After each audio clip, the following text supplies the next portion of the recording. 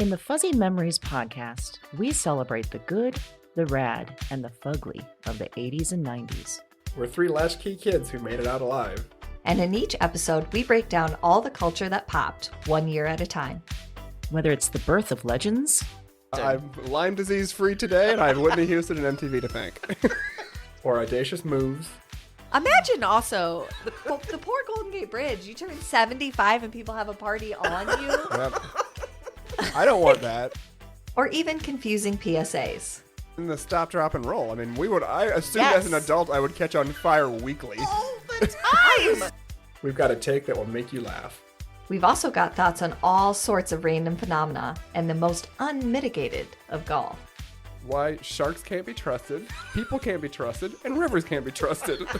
It's collusion. Of the highest degree. Uh-huh. You were counseling me to start my remarks with, first of all, bitch. Everyone in that room would have snapped to attention.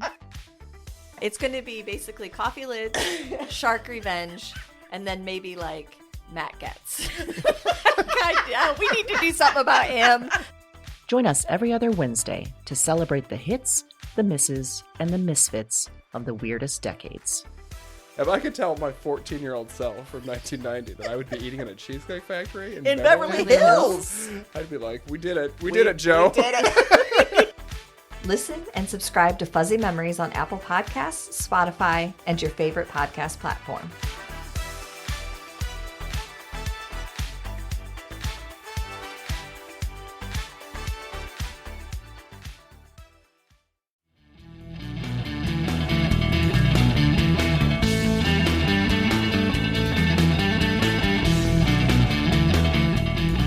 Hello, and welcome to Broads and Books, the podcast with one unique theme, 4 handpicked book recommendations, and 2 broads. I'm Erin. And I'm Amy, and this is episode number 42, Gifts Gone Bad. So bad. So bad. So our picks could either be terrible gifts that someone received or Like gave. actual gifts. Yeah. Or skills and abilities gone wrong. Yes. So much like when wrong. you think you're really good at something and then it's used to a terrible conclusion. Terrible end. Or Yeah. someone else's skills and Someone else's. abilities. Nefarious purposes. I wouldn't know any of this because I don't think I have enough of these gifts You haven't for them to gone bad. Excel spreadsheet someone to death. I forgot about that one. Yeah, Yeah. that one for You sure. could. Yeah, I yeah. mean, that could be I mean, a I thing. have. Oh, I definitely okay. have. Okay. Yeah. Okay. Well, Don't know. you remember me calling you and be like, I excelled someone to death. You gotta help me clean it up. Oh, yeah. I thought we were going to talk about that on air. Whoops. Yeah. It was great, though. It was very satisfying to bury the spreadsheets with the body. Yeah. Nice little calling card, if you will. Printed them out, all nice. All good killers have yeah. one. Wonder what my name would be if I was literally killing people with Excel spreadsheets and then leaving them at the crime scene. How the hell did we get on this, by the way? I don't know. Okay. I'll have to come up with a name for that. Yeah, Because I'm that is working on solid it. gold. It is. It's everything about that. Oh, boy. Yeah. But in the meantime, I got a question for you, Erin. Yeah. Can you remember a time that your abilities or skills went terribly wrong for you? Yes. Oh, let's hear it. I'm going to harken back to grade school. Oh, think back. Think back to grade school. Back to Yeah. grade school. Okay. And I took great joy in reading with emphasis and voices. Yeah, you I did. love to read out loud. Oh. Okay. But I didn't realize that sometimes maybe you shouldn't show these things everywhere. So I remember that it first happened with this teacher that I had in 2nd grade. She had this sheet of stickers that had the biggest, most metallic rainbow sticker I have ever seen in my life. And you were like, I want that I friggin' need sticker. that sticker. Yes. And she said that whoever read the best out loud that day, we were doing like a story, was getting the sticker. And I was like, that is mine. Don't even try. I gave it everything my 2nd grade body had. Yeah, you did. Short of acting it out. I mean, I got Do you think into you were it. like up in your seat? Oh, like you yeah. couldn't even sit down? Yeah, I'm sure that I exhibited a lot of weird behavior Yes. during that reading. But I nailed it. Yeah, you did. And that sticker was mine. Ugh. But then Oh. for the rest of the year, whenever class was a little slow or, people weren't volunteering, I was just like the automatic person she called on to read. And so then I felt like I always had to be at the height of attention because I didn't know when it was going to happen. and I'd have to start in again. And then how do you top that performance? You always have to be at that peak level. You're right. It's exhausting. You're like an Olympic runner trying to recreate Yes. her record-breaking moment. And I loved reading time, but then I started to get kind of panicky, like, oh, God, what are we reading today? Are there other voices? There's only one. I can't do any other voices, okay? Oh, no, you got stage fright? Yeah. No, there was only one in the reading, so I couldn't make it sound varied at all. It wasn't ever me. I didn't Oh, get no. Not you. You were ready to go at It was any just moment. exhausting to keep up that level of performance all through Sure. second grade. Man, don't think I didn't make that same mistake in third grade, because it did. What do you want to bet your second grade teacher still has like a picture of you on the wall or something as our super gold star reader? Yeah, I hope so. Spangly star. Either that or she was just like, remember that kid? And then she was like, so nice to have one in class because I didn't have to make anybody else read. Could just be like, do it. It's almost lunchtime. Yeah. Yeah. Maybe she was like that kid. That kid. Well, she was older too, and I thought she was magical because her husband randomly would come in, which now when I look back, I realize he was retired. So he would like come in for lunch and stuff with her, bring her stuff. And he made all these like wood things for her room. And I just thought, I was like, that's relationship goals. Like, I don't know what else I could want besides being a second grade teacher and having my husband bring in wood crafted items. You've had a number of these relationship goals, people. You had the teacher that taught Latin, and they were also Yes. beekeepers. Yeah. They sounded like relationship Right? goals. Yeah. See, that's all I wanted. I had one of those where, like, my maybe 10th or 11th grade government teacher, his partner was the editor of the Des Moines Register at the time. They were like, these people are famous. That's They are amazing. full-on celebrities. At some point, I got to go over to their house for some reason. It was like a party, but it was like an adult party. I had no idea how to behave. So I remember, like it was sort of south of Grand, if you know that neighborhood. So I remember just like somehow getting dropped off or something and just like looking at the house, looking all the houses around. I'm like, I don't know what is this? Like, this is rich people and this is like fancy people. So then I blocked the party out. I don't remember a damn thing. You in their living room, you just flailing your hands. I don't know. What am I doing? Are my hands moving? Is this right? Is this right? This is so amazing. Maybe I did. Like I said, I blocked it out. I don't know. Yeah.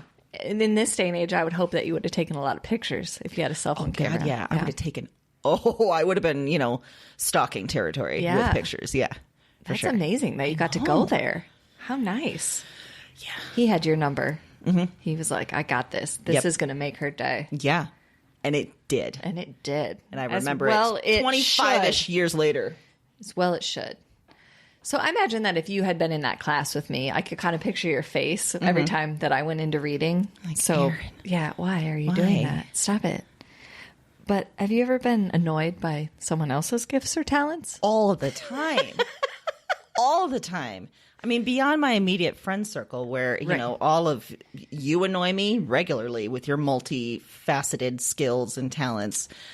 But I'm thinking on the level of the multi-hyphenate, like Justin Timberlake, Beyonce, all of them where they can sing, they can dance, they can act, they can run philanthropies, they can write books and crap. Yes. They write their own projects and then they direct. And what is going on with that? That's really annoying. Let alone everyone we talked about in our utility players episode where they were something else before they came to be writers. Yes. I mean, Angie Kim. Right? She's had 6 careers before she became a writer. And a really good writer. Yeah. It's really annoying. Yeah.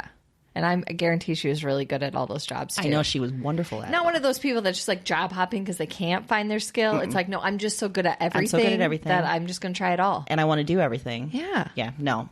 You're annoying. Yeah. Super annoying. That is. Yeah. You're right.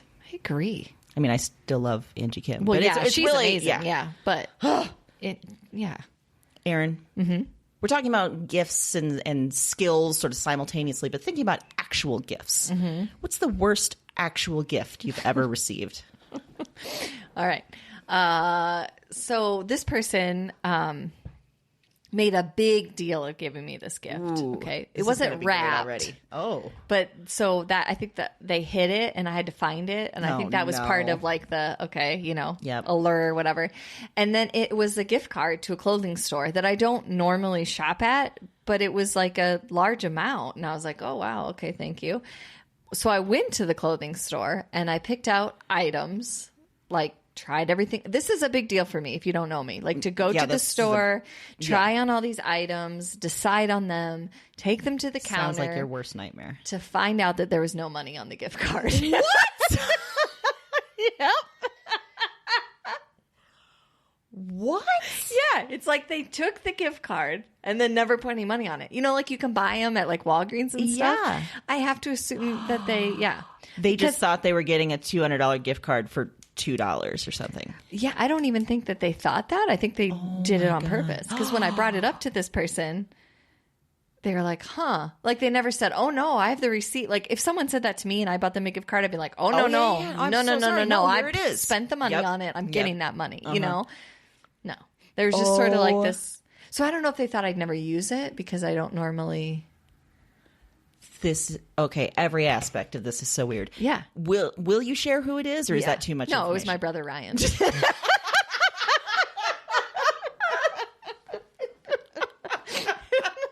And it was hidden in the couch cushion. He's like, ready for your present? You're sitting on it. I was like, what? This is so bizarre on so many levels. What was Yeah. the store that the gift certificate was for? Express. Okay. Uh-huh. So it was a lot for me to go in there and try on things, find things. Oh, God. You know, there's a lot of people that It's came kind up of to me. intimidating in that It store. was like a Yeah. bad video game. I was like deflecting all the cashiers the whole time. You can't like, see because this is a no, podcast, I don't want but a she's slim like, fit shirt. I want a normal shirt. No, I've already been helped. she's like throwing hands like she's in football or something. What do you mean they're tailored to my butt? I don't want that. Oh, Do you have socks? Can I just load up on socks? So when you found out there was no money, what was the reaction on your face as well as the person behind the counter? I was like, are you sure? It was this very weird back and forth. no. And then I felt super... I bought them all with my own money. Oh, no. Yeah, I just felt so weird about the whole thing. I couldn't... I don't know. I just had this weird... Like, I think because I worked in retail at a mall, I didn't want to be the story of the season. Like, this lady who was rude to all of us. And then, you know... So I just was like, oh, that's weird. And then I just paid for it. And then I was on the way home, I was just like, it's something that he would totally do. And like as a prank, possibly. But then, yeah. Prank gone too far. Yeah. Oh, my goodness. Mm-hmm. This is a wonderful story, though. Yeah. Yeah. Mike's had money on it. He gave Mike a gift card, too. His had money on it. Not Erin, though. This is also the brother, though, that pretend stalked me for a period of time. What? Yeah, I was getting like these really like crazy letters in the mail and that like would name specific behaviors of mine. And I was like, what is happening? Oh, my God. Yeah, and at like the third or fourth one, I was like, I didn't know what to do. So I talked to my parents. I was like, I don't know if I should call the police or what. Like they're getting mailed to my home. Like this was post college. And my dad's like, I think you need to talk to your brother. I was like, why? He's not going to be helpful in this situation. He's like, maybe you should talk to him. So the parents knew? They had just found out. Oh, my God. And so then, I confronted him. And another time he convinced me, because he worked at a car dealership for a period of time, so he had access to license plates that people abandoned. He sealed them in DOT wrapping, resealed them, sent them in the mail, and said that I was breaking a federal law because my car was registered in another state, and also registered in Iowa, that I had double registered my car, which was against federal law, blah, blah, blah, blah, blah. It said it all in the letter. There was a number to call, like a customer service number that went to a DOT line, and there was plates in there. And I called the customer service line. I was like, what is happening? I didn't register my car in Minnesota. And I had a very confusing conversation with a lady on the phone that was like, this isn't even the right, I can't help you with that. You need to go downtown. And then I thought, okay, wait a minute.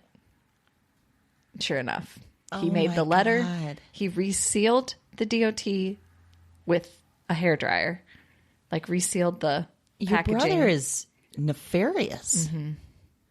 And this was all in the name of pranks. Yes, it was always pranks. Yeah. It's kind of like on New Girl when Winston, like, he either pranks way too small or way too big. Yep. Yeah. That's your brother. That is. Yeah. It was very much. Wow. The best prank that I ever came up with to prank him back was that he hated the song Livin' La Vida Loca. One time I got the CD of it, just the single, and I put it in his car, and I turned his car volume all the way up. So when he got in the car, it was just blasting Livin' La Vida Loca. That's pretty great. It is, but it's not that great. Not in comparison to empty gift card, DOT. Yeah, I was stalked.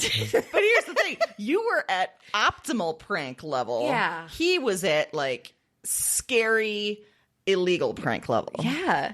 I almost went to the terrifying. Police. Yeah. Oh, my God. And one of the things that he specifically pointed out was Cheetos Puffs, which I was in a hard Cheetos Puffs phase. Like, I was eating them all the time. And I was like, how did he know I was eating Cheeto Puffs? Like, what? Oh, yeah. And he was mailing them from another city. I forgot to tell you that part. What? He was mailing them to a friend who lived in, like, Waterloo, Cedar Falls, and they were putting them in the mail. What reaction was he hoping from this? I don't know. Because how could he not understand? You're like, I'm going to call the freaking cops. And I was talking to him about it. Like, I was Oh, showing my him, and I'm God. like, this is insane. Like, I don't know what's happening. Like, the first couple, I just was like, whatever. I don't know why I didn't think that was a big deal, but I'm glad my brothers don't listen to this podcast because they'd get some real bad ideas. it was a sweaty, sweaty time.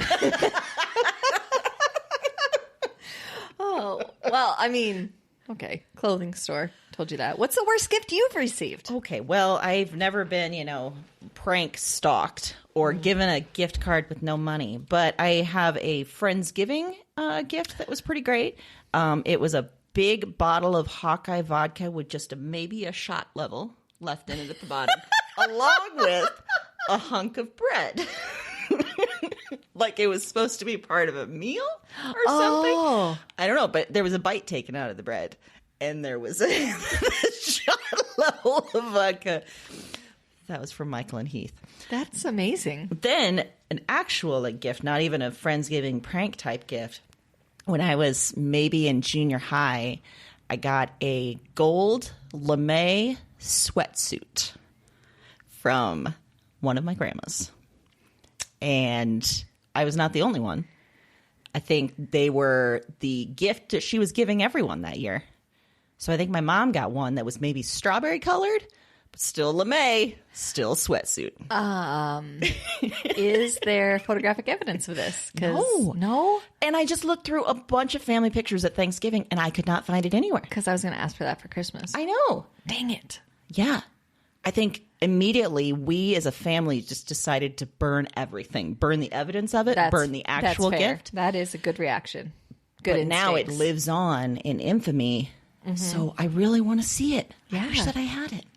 I don't. Okay. Well, Disappointing, I know. it is. Because I think that sounds like the best gift ever. It was something. I don't know if it was the best, but oh boy. Wow. Okay, so thinking about gifts gone bad Yeah. and books that relate to this. My fiction book is called The Power by Naomi Alderman from 2017. Did you read this, Erin? No, but it's on my list. Okay, so I've heard amazing things. it's really interesting and intense. So out of nowhere, for no reason that anyone knows, teenage girls suddenly get this gift. They get this power. And they have this sort of electricity moving through their body, and they can wield it as they want. So many of them, they're in situations that we all recognize. They use this sudden gift to fight off the men hurting them. Great. Sounds awesome. So there's Allie, who uses her power to kill her foster father and runs away. And then she becomes sort of like a religious saint icon type person. There's Roxy, who's the daughter of a London crime boss. There's Margot, who's a politician who sets up camps for women to learn how to use this power. And there's a man named Tunde, a man who is a journalist that covers this around the world. So these are the main characters. So it all sounds great. And even the author, I saw this interview with her. She says this was sort of gratifying to write. She says, quote, "If I could go and give to women being sex trafficked right now today in some dirty basement waiting to be raped, if I could go and give them the power to electrocute people at will, even knowing this might end badly, I would give it to them." Yes. Yeah. However, it does go badly because women suddenly have power, and just like men, power can corrupt. So this isn't like a nice feminist utopia. No. It's a chilling picture of what happens when anyone has too much power. So there's lots of killing, there's lots of assault, there's all sorts of violence that comes when power is unequal. And there's a quote that says, like, one of them says, "Why did they do it?" And the other answers, "Because they could." That's the only answer there ever is. It's a super fascinating book, and it's kind of cool because it's framed in this really cool way. It's like a historical document from the past of this new regime where women have all the power. And it's being turned into a series for Amazon. It is? Yeah, so Oh, it I could be didn't know really that. intense. I just saw that when I was researching this week. Yeah, my it was gosh, just I gotta bought. get on it and read it. I know. I think it was bought in early of this year, 2019, and Okay. maybe planned for next year. Could be real intense. Yes. Interesting. Okay. Gifts gone bad. It's gone bad. I still kind of want electrocuting fingernails Yeah. and tips. Anything, I want to really. electrocute the shit out of some stuff. Yeah. Yeah. I agree. Podcat beware. Wants it in her hands. I don't know that. Oh, yeah. She's even afraid to be in here right now. Yeah. You could tell I was thinking about this power. Yeah, she was. It's like, I'm going to go use my gifts on something. Great. Use it on any mice that you find because you haven't been doing that lately. Oh, no. Yeah. She's been letting them run amok. Yeah. There was one that I found near her litter box that she was just like, hey, cool. Hang out, mouse. That's fine. Maybe they're friends then, apparently. Maybe they are. It's like a Tom and Jerry situation. But they neglected to tell me that a mouse had moved in and become best friends with my cat. That's breaking the lease, I think. It is. It's She's like, not getting her security deposit back. no, that's for sure. absolutely not. No. No. It's like that episode of New Girl 2 when they're hiding that there's another person living Yes. there. Ooh, we've got a new girl theme this Yeah, we week so do. far. I All right, like it. great. All right. Well, my fiction pick this week is called Him, Her, Him Again, The End of Him. Whoa. Yeah, by Patricia Marks. So Patricia Marks was a writer for SNL. This book in particular was her fiction debut, and it is hilarious. It's great. We follow the narrator, who's also kind of an unlikely heroine. You know, like you want to like her and you feel bad for her, but you also kind of hate her sometimes. Through the book, as she becomes fixated / obsessed with her first boyfriend that she has in college. And so we're following her through her undergrad and then grad, and then is supposed to be working on her doctorate. We're following her through all these stages of life, and she's still obsessed with this same guy. So time's moving on, other things are happening, but we're still seeing her story framed through kind of what he's up to and how this has made her life kind of stop in its tracks. So the whole thing would be kind of pathetic if it wasn't so funny. And honestly, if the ending didn't end the way that it did, it would also, but it's great. And the other characters, her friends, her family that come in and out completely make the story because they're just the things that they add to it and the layers that they add. That's kind of how you find out what's going on in her life, what she's up to. It's phenomenal. The ending is really super weird and great and exactly what you want it to be in this book. But there's also this element of her writing that makes you wonder if you're perceiving the story correctly. Like, are you the delusional one? Like, is there more to her boyfriend than what I'm seeing? Is he really this bad? Is it her the whole time that is, taking all these things the wrong way? So in that way, the way that it's written, it works so perfectly with the humor and the situation, because the further you get into it, the more and more you doubt both the boyfriend and her. You're not sure who is telling the truth or which side you should be taking. This is one of my favorite quotes in the book. I love narcissists, even more than they love themselves. You don't have to buoy them up. They are their own razzle-dazzle show, and you are the blessed, favored with a front row seat. That's a good point. Yeah. So that's what's great about the book too. She has all these fantastic one-liners. Like, she's a very deep thinker, the narrator is, and so some of the stuff she comes up with and adds to the story is great. And then when I was doing research or prep for this episode, I found that she wrote another book called Why Don't You Write My Eulogy Now So I Can Correct It? A Mother's Suggestions. Which I feel like I have to read because that title's amazing. That title's wonderful. Yes. Yeah. So it is. I picked it for this theme because the narrator's very, very talented. She's an incredibly gifted writer. She's a very gifted thinker. Should be going very far. She should be working on her doctorate. But instead of using that perspective on the world or society or creating something useful, she took all that energy and perspective and put it on this relationship. Huh. So little introspection gone terribly awry. Interesting. Yes. Okay. Yeah, I kind of now want you to read the other book, but also ask that your children write your eulogy so you can correct them. God, can you imagine right now what that would consist of? It'd be pretty funny, I think. I think so, yeah. But it would be, yeah. I wonder which stories they would pick about you. Yeah, I don't. That's Maybe tough to Zach would say. talk about how when you come down the stairs, you throw things when you're going to fall. I told you that collectively they've all decided that they're not going to startle me anymore because they're afraid I'm going to fall down the stairs again. So now when Zach comes out of his room, he'll like pause to make sure I'm not around because I startle very easily. So then he said sometimes he can hear me approaching the stairs and he won't come out of his room because he knows he's going to startle me and he's afraid I'll tumble all the way down. I mean, it's kind of wonderful. You've trained your children Yes. without meaning to. Yeah. Yeah. I mean, and that's kind that you don't want me to crack my melon. I appreciate that. It also shows they're paying attention. Yeah. They know you. Yeah. She startles easy and she's prone to falling. Yeah. This is a bad situation. And they love you because they don't want to startle you. yeah, that is true. If that ever shifts and they try to startle you, you'll know that there's been a change in the relationship. Last night, Mason yelled from his room, "Why do you get to sleep with Dad and I have no one?" And I said, "Well, I'm married to Dad and you're our child. And you're right there. You really have no one. I can hear you from your bed. Yeah, Hence, yeah, yeah, we're yeah. yelling at each other." And he said, "Well, fine, but Dad's disgusting and he smells." I guess he was calling into question my decision making. So I'm guessing that his eulogy would have something to do with my choice of not letting him sleep in the bed. I was going to say, I think he's lashing out because he wants to sleep with That's Dad. what it is. Yeah, he's And- pointing out that he smells apparently like a tulip. And, Yeah. which is not true. But Oh, Yeah. God. Does any boy that age smell like a tulip? not just any kid. No, They always that's a good point. They always have a faint syrup smell. Like even if you haven't had pancakes for weeks, you're like, where? Syrup and sweat? Yeah, what's that? Sweet. What'd you get into? It smells like syrup.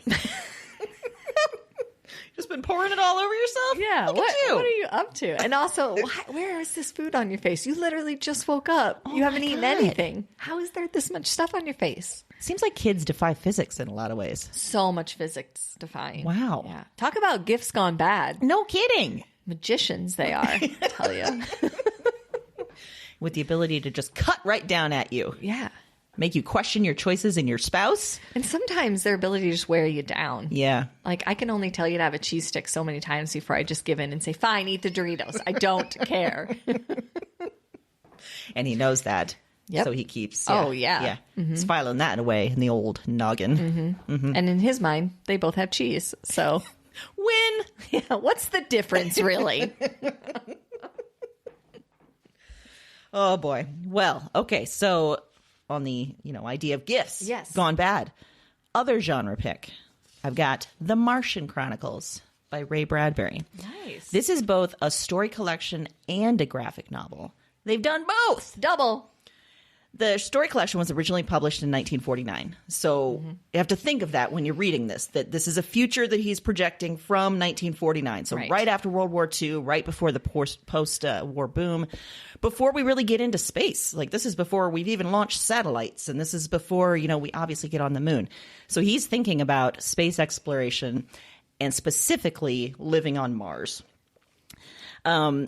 Like I said, it's a series of stories, each focusing on our, humankind's, repeated attempts to reach and settle on Mars, because we view this as our gift. This is our, other home that we're going to make because we've kind of effed up the one back home. That doesn't sound real life at all. Yeah. So this is set in the early 2000s. So I'm choosing this, like I said, we're picturing Mars as sort of a gift for humans, like a treat. And it's a way for us to start over. And of course, the gift goes real bad. There's a story about astronauts landing on Mars and finding the Martians think that they're lunatics and lock them up in insane asylums. There's a story about astronauts landing on Mars and finding their hometowns and people who are long dead. There's stories about the colonies the astronauts set up and how they replicate all the good and bad of American towns. Like there's diners and there's trucks and there's proms and all that kind of stuff. Meanwhile, on Earth, there's also stories of what happens when humans realize they can leave this planet. All sorts of war starts erupting. So together, these stories tell the history of Mars exploration. I have loved this for a long time, and I try and think of like ways to describe it. It's heartbreaking, it's sad, it's funny as hell. And even though it was written many, many, many years ago, you find a lot that is still relevant, that is still very true about humanity. It's scary. It kind of haunts me, honestly, when I read it. And Ray Bradbury is just a killer storyteller. Stellar. Jeez, I cannot talk today. You love it so much. You I got love it so tongue-tied. much. I got tongue-tied. Okay, that's okay. He tells stories Is real your gift good. gone bad? You love it so much, you can't speak. So, like I said, the vision is outdated. It doesn't come true, but it's also very familiar still. And honestly, what's great is that this is a very visual story collection. You can see what's happening. You can see what's in the minds of the astronauts. You can even see this planet that we've obviously never really seen. And that's what's cool about the graphic novel, too, is it's kind of translating that into a visual form. So whichever way you want to experience it, you have two options. That's awesome. That's my gift to you, and it won't go bad. Were you so Boom. excited when you found out it was in a graphic novel? Like you loved it before that, and then you're like, wow. It's just made my day. Mm-hmm. Can't even But imagine. then, because I had read it so many times, I kept the story collection, but I'm like, you know what? This isn't matching what I have in my head. It's kind of like, when you have a book you love and then in the movie. Yes. Speaking of gifts gone bad. Yes. Yeah. It's like so exciting that they put it in a different form and then Yes. you're like, no. So what I advise is either pick one. Pick the story collection or pick the graphic novel. Either way, you're going to get the thing. But yeah. Interesting. I liked the pictures in my head. Yeah. Better. They're poorly drawn. But I don't care. I want to see you do the graphic novel of Martian Chronicles. It's going to be a lot of stick figures. Put it up with that one. Yeah. A lot of stick figures, a lot of cursing, Oh, it's fine. both in thought bubbles and in my head. Oh, Yeah. nice. Well, for my nonfiction pick this week, I picked American Fire, Love, Arson, and Life in a Vanishing Land by Monica Hesse. And this was published a couple years ago. It got a bit of buzz. She's originally a Washington Post reporter. And there was this 5-month arson spree in rural Virginia, in this small town. And it was completely taxing their fire department because it's volunteer. So the amount of time it takes for them to get to the trucks, get to the fire, and effectively put it out, when they also all work other jobs and they're up 24 hours trying to fight these fires, and it wouldn't stop. They couldn't figure out who's doing it. And initially, at first, they weren't sure it was arson, and then it became very clear that these were all related and it was arson. So in the meantime, it turns out that this guy named Charlie Smith, who lives in this area, pled guilty to 67 counts of arson. And everybody was a little stunned because everybody knew him. And everybody was like, there's no way. He would never do that. I've known him since he was little. I've known his parent. Everybody had a story about Charlie Smith, and they just couldn't quite get there. And so she drives to the county to cover the trial and kind of finds a whole different story underneath the surface. And what she finds out is that maybe the girlfriend was a little more involved than people thought. So he wasn't really lighting the fires on his own. He was lighting them with his girlfriend, Tanya Bundick. And this whole arson spree came out of this very passionate, dangerous shift in their relationship. And so she weaves together the story, the whole history of the crime spree, and the history of the arson, and then these two people in this very intense relationship and how it kind of bubbled out into this other thing. And I picked it for this theme because it's this gift of like this wonderful, loving relationship that Charlie thought he finally found, and this passion that seemed made out of the movies. This is great. This is how you're supposed to feel. Like, I'm all in with this person. Can't imagine it being any better. Even though people on the outside were kind of like, whoa, slow down a little. He was like full speed ahead. And thought this was the best thing that ever happened to him, to the point that he was willing to do anything to keep the relationship. And on the flip side, you have Tanya, who they tell her story, and you can recognize a lot of the things that she was struggling with and dealing with. And she had all these great gifts that sort of went unnoticed in this small town that she could never really live up to her potential. So it's kind of her story too, of having these great gifts and not being able to use them, getting worn down by, poverty, geography, circumstance, all of those things that worked against her. And it's just a really gripping, interesting way to tell essentially it's a true crime, because it's taking you through that, but it's so much more. To me, it's really a story about a relationship that has a true crime element, to be honest, but I loved it. I thought the writing was phenomenal. The way she weaves everything in was done expertly, and you feel it's very complete and satisfying. I mean, you get the whole story, but it's really just, this gift of a relationship that Gone bad. set on fire, if you will. That sounds really fascinating. I love that idea of a relationship gone to that level. Yeah, it was intense. Do you think that you would ever introduce arson into your relationship with your husband? Well, I doubt it. One, I am the daughter of a former fire chief. Well, so there is that. Yeah. that. Two, I don't get that. I just don't get up to that level of anger about those types of things. Yeah. Like I can't imagine just being like, I'm gonna set this on fire. Like I can get angry, but not, Not destructive. No, I don't. Yeah. Maybe in my 20s. I don't know. You just instead you go into the shower and have a good cry when you need it. Exactly. Yes, that's so much more better. rewarding. Yes. Yeah, I set the shower on fire with my tears. I love that idea too. It's almost like a Bonnie and Clyde with arson. Yeah, it really is. And the way she tells the story, when you get into it, you're like, wait, no, it couldn't be him. What are you talking about? I mean, you feel like you're right there with her, discovering all these details and information. Wow. Mm-hmm. Good stuff. Yeah. And I love people like that who go, you're covering this trial, and instead you're like, no, there's more to this. Yes. And you just dig in. I love that. I love the idea of that.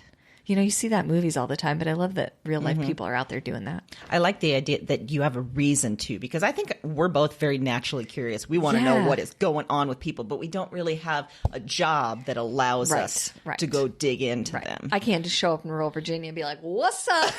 Why'd you do it? I got to know. You're setting stuff on fire. Yeah. That's weird behavior. Yep. Let's chat. Maybe we need to do a sub podcast where it's all about investigation, just so that we have the title that we can be like, listen, we're doing this for a podcast. We're investigating. It could be a bonus series. It could be. Broads and Books Investigate. Yes. Investigate everyone. I mean, it could just be. It could just be when we're out people watching and we see someone with the real weird mole and we're like, I want to know his story. And that's what we do. I'm all in. My mind is abuzz with possibilities. She's literally writing stuff down right now. So this means we might be bringing this to you at a later date. I don't know why we wouldn't. I don't know why we wouldn't. I can think of multiple things. It could be as simple as we investigate a new restaurant all the way to that murder. We're in it. See how this gets away from me so fast? Yeah. So I think we need our listeners to, give us ideas on what they want to be investigated. Yes. Yes. From, that crazy mystery of, do you have bodies in your basement, to, what's that new bar like around the corner? Yes. Yeah. Yeah. Whew.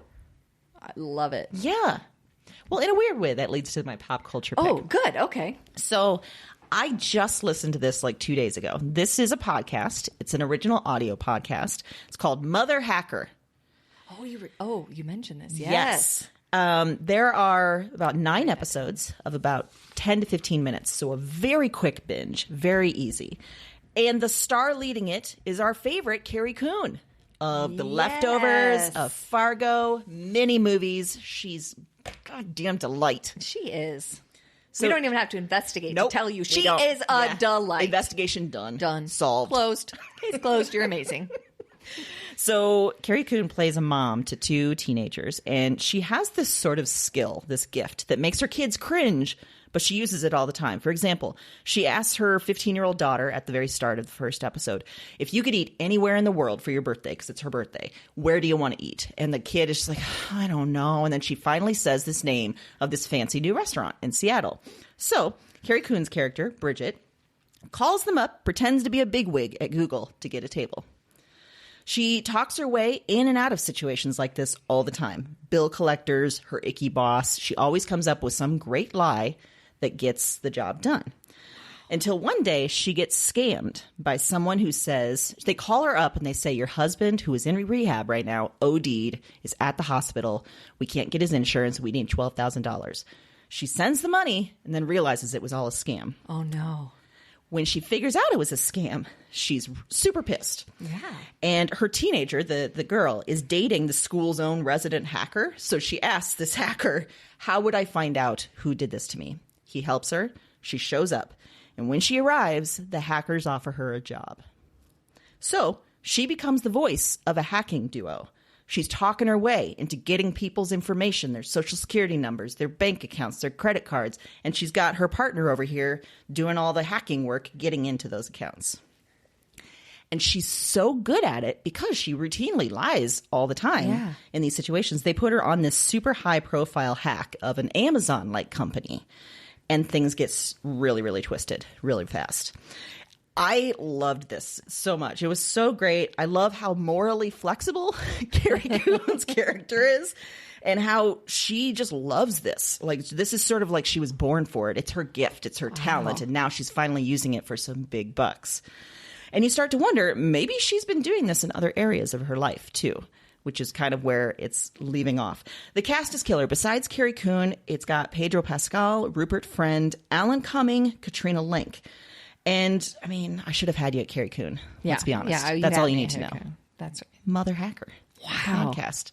I think you would honestly really like it. Yeah. I'm getting in on that right now. Mm-hmm. You just have to do the end of this. I'm going to be... As soon as we get off the microphone, you're going to disappear into the car and just... Bye. See ya. See ya. Mm-hmm. Yep. Mm-hmm. Well, interesting. It sort of got some similarities. Of course with my it does. pick. Yeah. But mine is actually a movie that is on Netflix now. It's called The Laundromat. Oh, I haven't. I've seen it. It keeps trying to recommend it to me. Yes. Okay. Well, you should take that recommendation. Okay. So it was released theatrically in September of 2019. It's on Netflix now for free. So there you go. And it was originally going to be called The Panama Papers. And it's supposedly the director, producer, writer of this, they worked on it for many, many, many, many years. And this tells the story of Jürgen Mozak and Ramon Fonseca, I think, that are 2 actual financiers that actually existed, lived, all that, investors and owners of their own company. But their company is really just a front for laundering money for other companies. Ooh. So within their company, they have like 40 CEOs of other small companies that don't actually exist, but it's just a way to move money. So the movie opens with them, those 2 talking to the camera and explaining money and the concept of money laundering, the people playing them, who are Antonio Banderas and Gary Oldman. And so they're kind of, and it's so clever the way that they do this opening scene, and they kind of take you through the history of the evolution of money and then how we got where we are today. So then they serve as the narrators for the rest of the movie for the 3 stories of people who are terribly affected by their money laundering ways. One of whose name is Ellen, who's played by Meryl Streep. And whose husband dies in an accident. And she's supposed to get a payout from the insurance company of the place that the accident occurred. And then that place discovers that their insurance is a scam, that they've been paying one of these fake companies. They have no insurance. God. They have no way to do any of these payouts. And so this sends Ellen on a mission, and she's going to figure out what's going on. So it's so many fantastic actors in this. Like I said, Antonio Banderas, Meryl Streep, David Schwimmer, Sharon Stone, Gary Oldman. There's a great cameo by Will Forte and Chris Parnell. Oh, it's phenomenal. And it is so cleverly written. That was the part that really got me. The story, we all probably heard money scam stories, but just the way that they chose to do it, what they put on screen and the tricks that they did with the camera, and it was really, really well done. Really interesting, felt like it was 20 minutes long because you're just gripped in. Wow. I mean, I'll say the ending I felt like was maybe a little like maybe self-indulgent, but at the same time, the rest of the movie makes up for it so spectacularly that it doesn't even matter. You don't care. You're like, yes, by that point, you're on board completely and you want more. So I loved it. Honestly, it was phenomenal. Excellent. Yeah. I love some Gary Oldman. He's terrific in this. I love Meryl So Streep, terrific. obviously. Yeah, That she's sounds great wonderful. too. Yeah. Okay, well then, finally I'll let Netflix do it at once and You make should. me watch it. It is Okay, great. Great. It's worth it. Okay. Honestly, yeah. Wow. It just even just for the writing technique of them, those two who are the main characters that are this whole story centers on are telling their own story and cutting in and out, breaking that fourth wall all the time. Love it. Did you learn enough for us to use some techniques? I mean, yeah. Okay. Yeah. I think Okay. we got a ground level. I Great. think we got a ground level. Good. Yeah. I mean, we've already thought of one new way we're expanding this podcast. Might as well. Might as well. Just start some Investigate front money laundering. companies. Yeah, yeah. I watch a lot of American Greed too, so we good, could good, good. probably take some notes Like, from I that. have full faith in your business knowledge, both legit and not legit. So we're going to be great. Okay, good. Yeah. Yeah, I think so. I see no problem with starting our own criminal enterprise. I've said that from the beginning, but Oh, yeah. know. We've been very clear about this from the Yes. start. Yeah. well, the good news is we'll be back next week with a normal episode. Yeah. And maybe a more fleshed out idea for Broads and Books Investigates. We Maybe. don't know. Yeah. We don't know. We don't know what's going to happen. But in the meantime, you can head to our website, www.broadsandbooks.com, to check out all the recommendations we made in this episode and all past episodes, by the way. You bet. And at our website, you can catch up on some recent bonus material. We have been pumping out some good bonus material. Pumping it out. Pumping it out. Like a factory.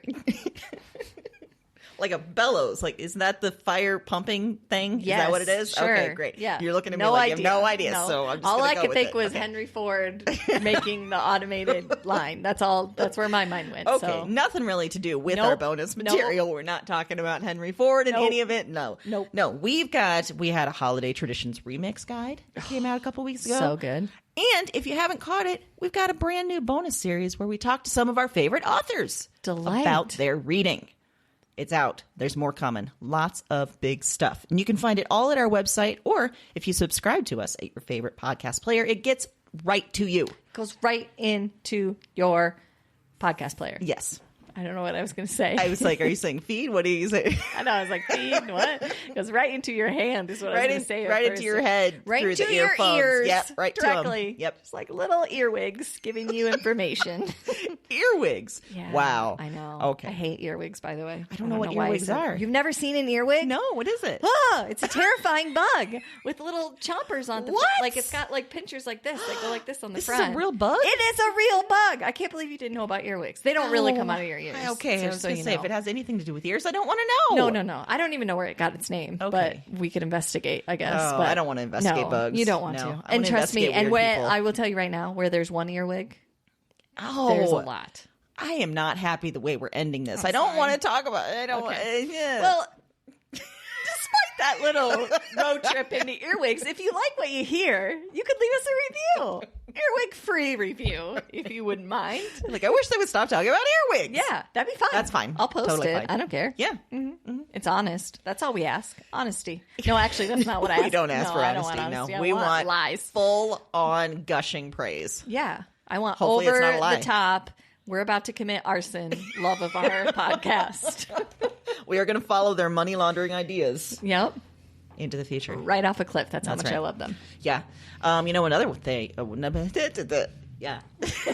Another thing we could do. Yes. Theme ideas. Another thing is theme ideas. Thank you Yes. for translating, Erin. Yes. Yeah, we want to hear from you. What themes do you want to hear about? Even if it's just a half of an idea, a quarter, a 16th of an idea, we can You run have with something it. against an eighth. You always skip an eighth. And I always see it on your face and you're just like, nope, a 16th. Go right on by. If you have an eighth, keep on trucking. 16th, bring it on in. Any other fraction but an eighth. Right. Bring it our way. And you can do that by finding us on Facebook, Twitter, Instagram, or our website. Happy reading.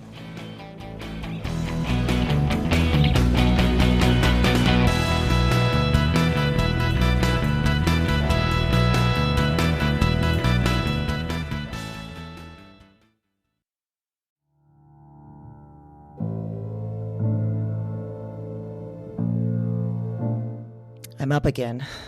Same night, another dream. Before trying this recording thing, I didn't remember much of anything of these dreams.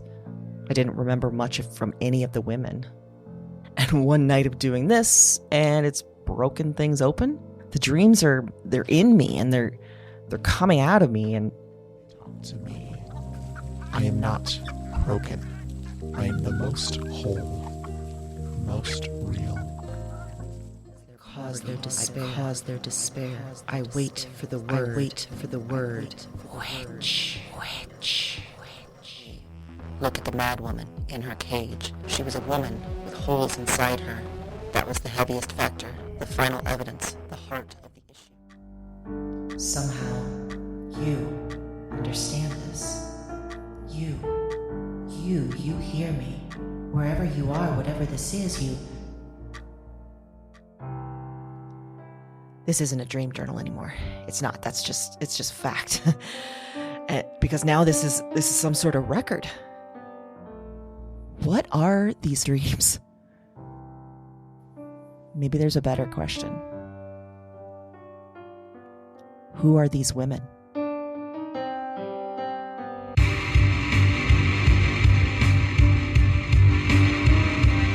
Weird Woman is a Broads and Books production. All 9 episodes are available January 10th. Listen and subscribe to Weird Woman on Apple Podcasts, Spotify, and your favorite podcast platform. That's WYRD Woman, wherever you listen to podcasts.